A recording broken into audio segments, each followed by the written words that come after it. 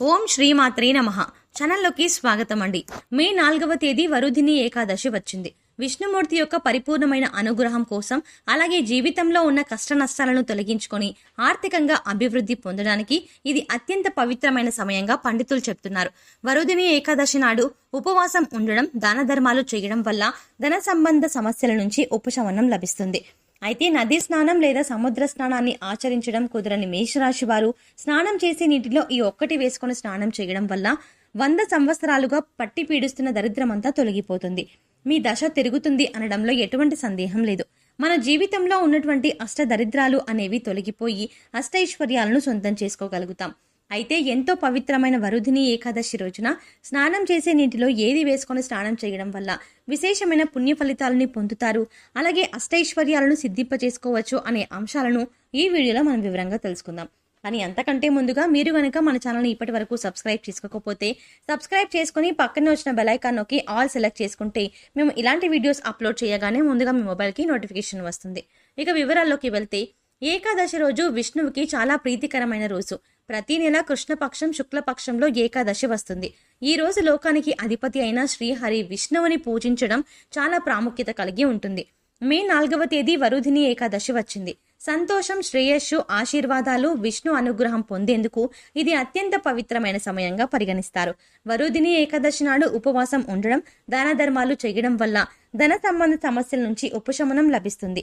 ఏకాదశి తిథి మే 3వ తేదీ రాత్రి 11:24 ప్రారంభమై మే 4వ తేదీ రాత్రి 8:28 ముగుస్తుంది. అందువల్ల మే 4న వరుధిని ఏకాదశి ఉపవాసం జరుపుకుంటారు. ఈ సంవత్సరం ఏకాదశి రోజు అద్భుతమైన యోగాలు ఏర్పడుతున్నాయి. త్రిపుష్కర యోగం, ఇంద్రయోగం, వైద్రి యోగంతో వరుధిని ఏకాదశి ప్రాముఖ్యత రెట్టింపు అయింది. వరుధిని ఏకాదశి రోజున విష్ణువు వామన అవతారాన్ని పూజిస్తారు. ఏకాదశికి హైందవ సాంప్రదాయంలో విశేషమైన స్థానం ఉంది. పురాణాల ప్రకారం శ్రీ మహావిష్ణువు క్షీరసాగరంలో శేషతల్పం మీద శయనిస్తాడు. అలా 4 నెలల పాటు ఆయన పడుకొని అక్టోబర్ లేదా నవంబర్ నెలలో వచ్చే ప్రబోధిని ఏకాదశి నాడు తిరిగి మేల్కొంటాడు.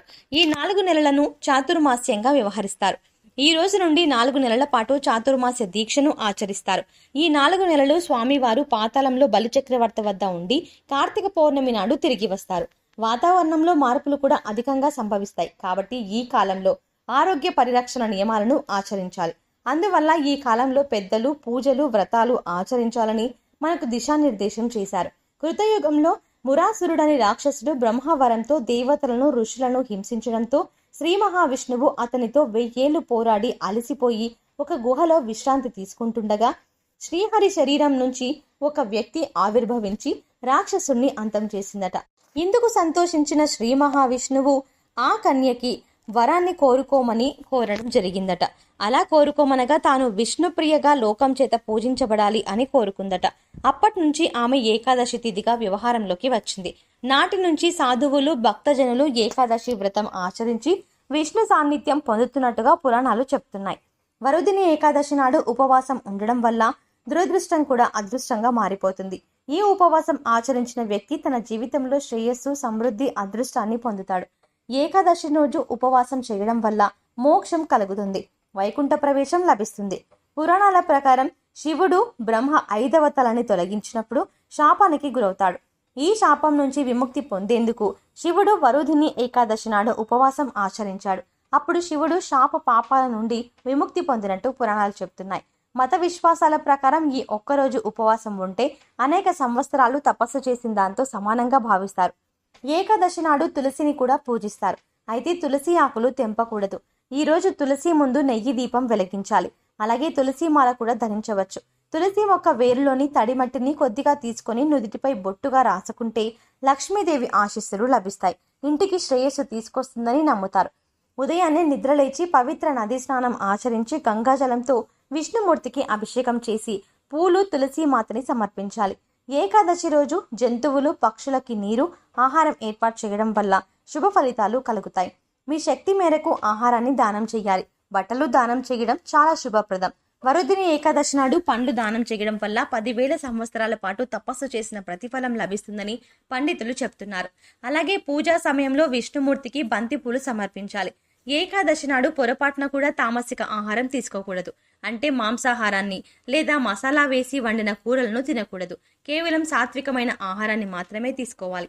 ఉపవాసం ఉన్నప్పుడు ఆహారం, నీరు తీసుకోకూడదు.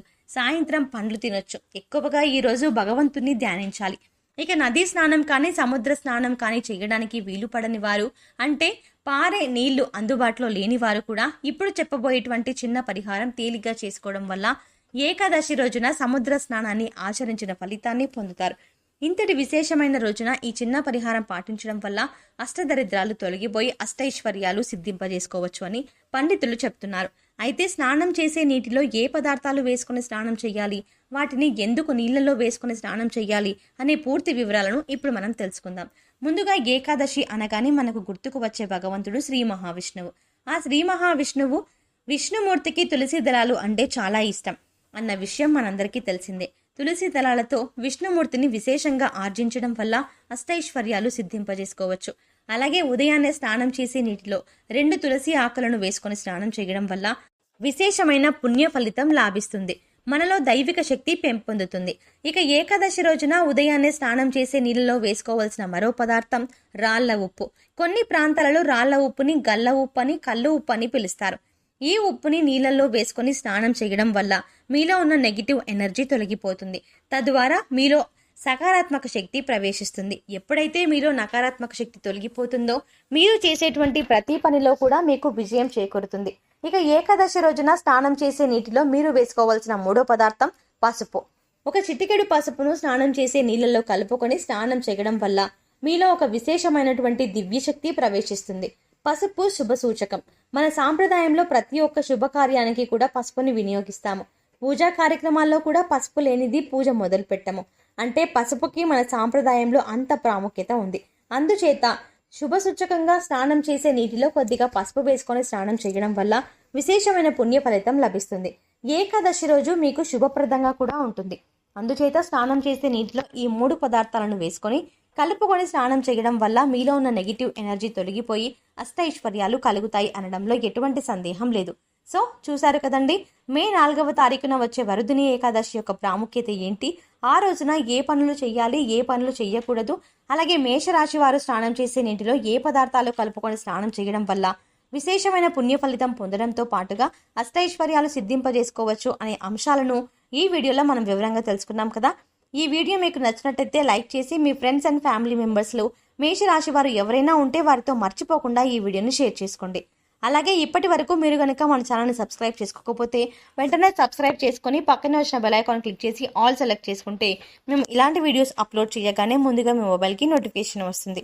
మరో చక్కటి వీడియోతో మళ్ళీ కలుద్దామండి. ఓం శ్రీ మాత్రే నమః.